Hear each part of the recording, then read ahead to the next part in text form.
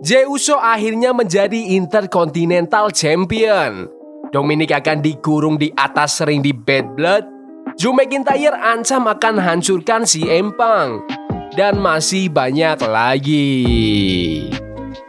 Selamat datang di Extra Raw, di mana kita akan review episode Raw hari ini tanggal 24 September 2024. Sebelum kita lanjut, aku pengen kalian like dan share video ini ke teman-teman kalian yang suka WWE. Dan jangan lupa subscribe, soalnya channel ini upload video setiap hari.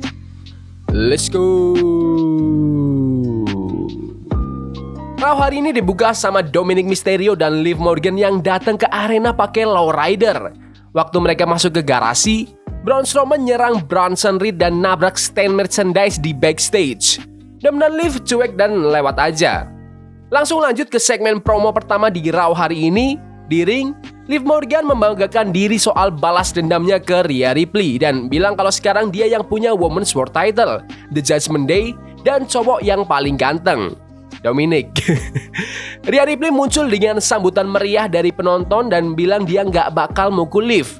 Mereka saling berhadapan dan Dom ikut campur di antara mereka, bikin Rhea Ripley ngejek Dom. Liv menyinggung soal cedera lutut Ripley dan bilang dia bakal ngalahin Ripley di Bad Blood. Rhea Ripley kemudian ngasih tahu kalau dia udah dapat izin medis buat bertanding dan ngumumin kalau Dom bakal dikurung di Shark Cage waktu pertandingan mereka.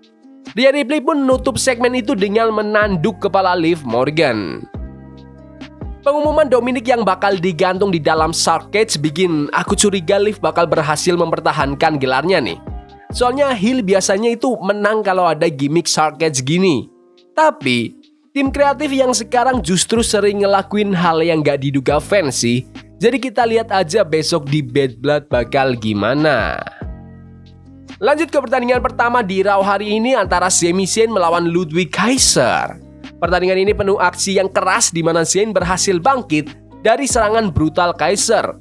Zayn bertahan dari nearfall setelah Kaiser lakuin enziguri dan akhirnya menutup pertandingan dengan suplex dan helluva kick. Setelah menang, Gunther menggoda Zayn dengan kesempatan perebutan gelar, tapi akhirnya Gunther tetap menolak. Pertandingan pembuka yang strong. Zayn nunjukin semangat yang luar biasa buat bertahan. Wade Barrett juga bagus dikomentari, memuji Kaiser dan bilang dia bakal ngalahin 90% roster dengan performa kayak gitu. Nice. Kofi Kingston dan Xavier Woods damai, ngerayain ulang tahun ke-10 mereka. Woods menekankan pentingnya keseriusan, dan Kofi setuju dengan antusias, membiarkan Woods mengambil alih untuk 2 minggu ke depan. Chad Gable, Julius Creed, dan Brutus Creed bertemu di backstage, nyiapin pertandingan mereka nanti. Ada momen lucu juga waktu Kofi nolak orang yang nawarin dia pancake, nunjukin keseriusan ke Xavier Woods. Dom dan Liv komplain ke Adam Pearce soal aturan Shark Cage. Pearce membenarkan keputusannya, bilang Dom selalu campur tangan di pertandingan Liv. Carlito dan JD McDonough kemudian muncul dan Liv menyarankan mereka urusin masalah sama LWO. Terus trio ini ketemu Ilya Dragunov. McDonough ngancam Dragunov, tapi Dragunov cuek aja, bilang Finn Balor gak hadir jadi gak bakal ada yang terjadi. Lanjut ke pertandingan antara Dragon Lee yang ditemani LWO melawan Carlito yang ditemani Judgment Day. Lee langsung memulai dengan kuat, hantam dropkick dan suicide dive. Tapi Dominic dan JD terus bikin gangguan sepanjang pertandingan.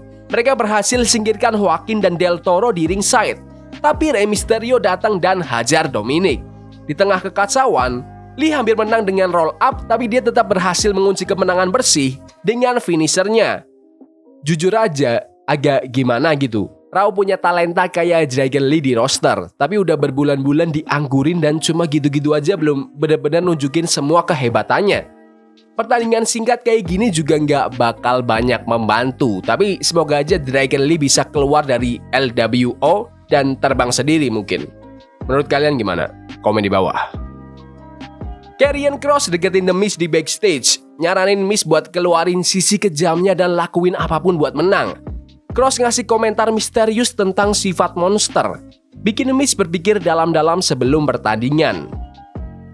Sheamus yang lagi di interview bikin penonton teriak, panggil dia Butch, call him Butch, dan bilang kalau masih punya urusan yang belum selesai sama Pete Dan atau Butch dan akan segera menyelesaikannya. Lanjut ke pertandingan Bronson Reed melawan The Miz yang nggak jadi. Soalnya waktu Bronson Reed jalan ke ring tiba-tiba diinterupsi sama Braun Strowman yang langsung nyerang Reed. Situasi makin panas waktu Reed ngelawan Strowman dan ngehajar para security. Bahkan ngelakuin finisher Tsunami ke salah satu dari mereka. Strowman juga hajar semua security, ngebuat dua raksasa ini bentrok di atas ring. Security mencoba masuk lagi tapi Strowman dan Reed terus bertarung, nambah membangun rivalitas mereka. Kekacauan lagi antara Bronson Reed dan Braun Strowman. Dan aku suka banget. Ini benar-benar seru. Mereka kayak ngode kalau nanti bakal ada momen superplex yang bakal ngerusak ring. WWE benar-benar udah nemuin formula yang tepat buat Bronson Reed. Ini tuh keren banget. Lanjut ke segmen promo dari Drew McIntyre. McIntyre ngasih promo ngebahas ancaman CM Punk yang akan ngebuat Drew berdarah. McIntyre bilang dia dan Punk siap ngorbanin segalanya di Bad Blood. Dia juga cerita tentang efek pertandingan Hell in a Cell terhadap dirinya, termasuk kekhawatiran keluarganya soal kondisi mentalnya. McIntyre janji bakal bikin Punk berdarah juga, bahkan menderita, dan menghancurkan Punk secara permanen di Hell in a Cell. Promo yang singkat dan dark lagi buat nge-build Hell in a Cell. Punk lawan McIntyre pasti bakal gila banget pertandingannya dan kabarnya juga bakal jadi main event di Bad Blood.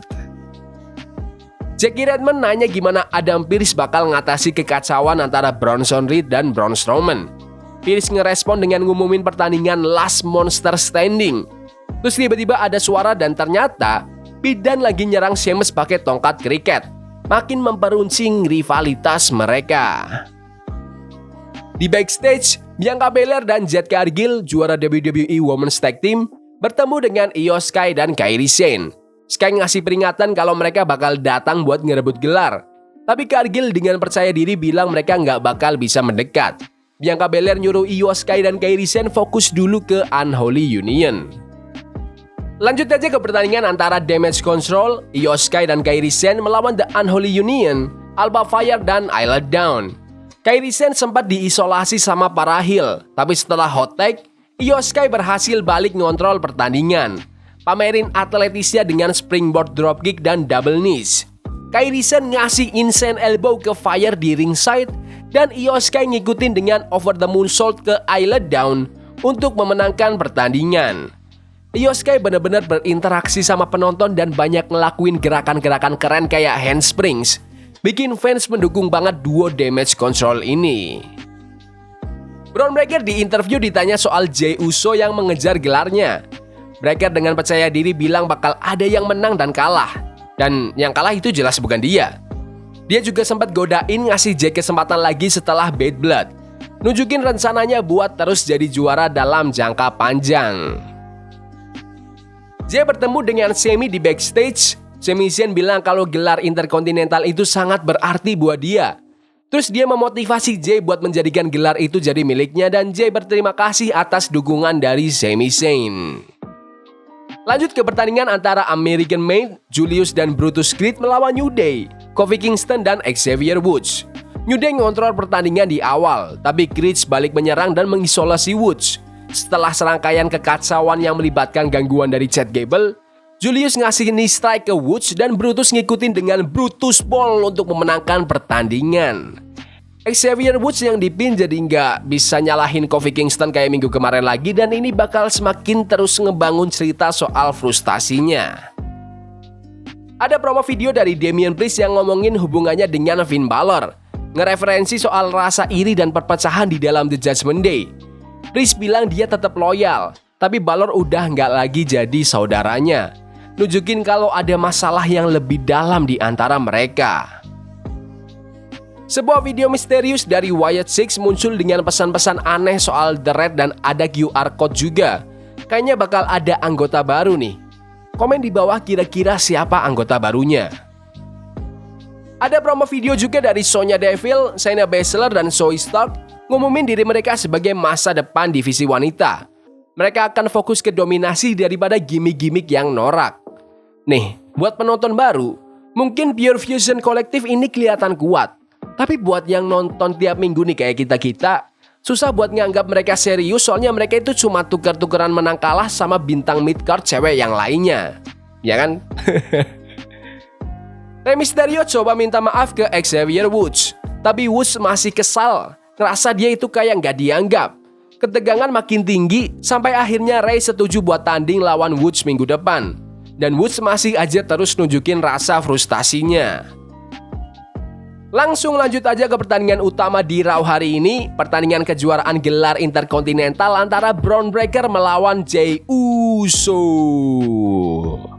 Jey ngontrol pertandingan di awal dengan serangan kayak suicide dive, tapi Breakker balas dengan serangan-serangan brutal, termasuk ngelempar Jey ke meja komentator. Kedua bintang saling hampir menang. Breakker ngasih Frankensteiner dan Jey balas dengan pop-up Samoan Drop. Penonton meledak waktu Jey berhasil ngasih 2 Uso Splash, dan yang kedua bikin dia menang dan jadi juara Intercontinental yang baru. Jey mengakhiri Raw hari ini dengan rayain kemenangan di antara para penonton. Main event Raw yang luar biasa. Mereka benar-benar bangun hype pertandingan ini dengan baik, dan Jey Uso akhirnya menang gelar singles pertamanya. Ada yang bilang mungkin terlalu cepat buat ngambil gelar dari Bron Breakker, tapi bisa jadi mereka punya rencana yang lebih besar buat Jey Uso. Jadi mungkin ini akan masuk akal ke depannya kenapa Jey Uso itu bisa menang. WWE ngelakuin kerja yang bagus buat bikin main event terasa penting dengan berbagai shot di backstage waktu kedua bintang datang, video package yang panjang, segmen backstage yang melibatkan keduanya, dan hype konsisten dari komentator. Secara keseluruhan, ini edisi Raw yang luar biasa. Aku benar-benar nikmatin show ini.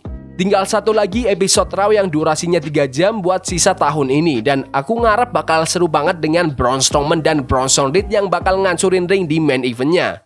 Habis itu, kita bakal dapat 2 jam dari Raw untuk sisa tahun ini. Let's fucking go. Menurut kalian gimana Raw hari ini?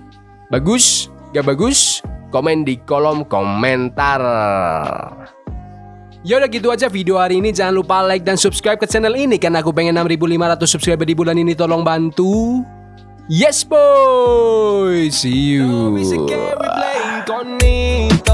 Forbidden fire on Nico. Bunny for love we can hold. I wish we were